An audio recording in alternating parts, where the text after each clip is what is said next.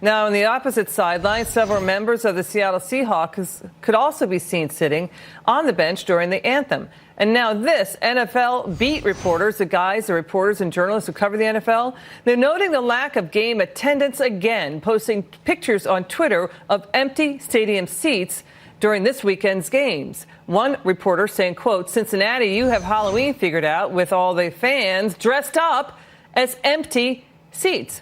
Let's bring in Patrice Lee Onwuka from the Independent Women's Forum and Democrat strategist Danielle McLaughlin. Good to see you both.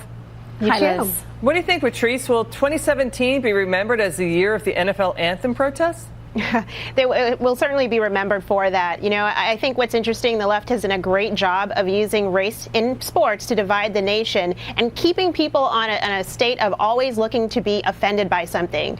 You know, certainly the owner's comments were regrettable and you know, unfortunate. But at the same time, I mean, this is a man who certainly worked towards uplifting poor communities, spending tens of millions of dollars over almost 30 years through his foundation. So, you know, I think a lot of these players need to put their money where their mouth is rather than continuing to push away the people who are paying their paychecks. You know, there is a bottom line implication here now, Danielle. An ESPN insider writing in The Hollywood Reporter that some ESPN executives are now considering letting ESPN's contract with the NFL end in 2021. ESPN's parent company, Disney, closing the day in the red, down less than 1%.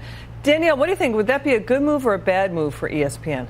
You know, at the end of the day, Liz, this is all about money, right? So it is up to ESPN to figure out what its shareholders want to do, what its, you know, what is the best strategy going forward. James Murdoch, of course, said very recently this might be just too much football. It's a supply and demand issue potentially. So even though we're seeing year-on-year decreases, we're seeing a little bit more in terms of ad revenue. Maybe there's just too much out there, setting aside the issues with political protest. You know, controversy carrying over to Major League Baseball with the Houston Astros first baseman Yuli Gurriel being given a 5-game suspension without pay starting in 2018. He made a racist gesture in the dugout during Game 3 of the World Series Friday night. Patrice, what's your reaction to this?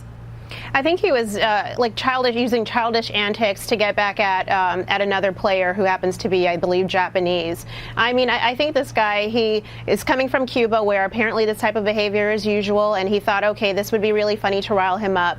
A lot of people didn't think it was funny, but then there are a lot of people of Asian descent who said, you know, it's part of the game. You know, it's sad that he's doing it, but it's not a big deal. And I think, again, it's just an example of how race is dragged back into sports as a way to divide people, as a way to divide fans. Patrice, Danielle, you will be back with us. We're taking a live look. The president and first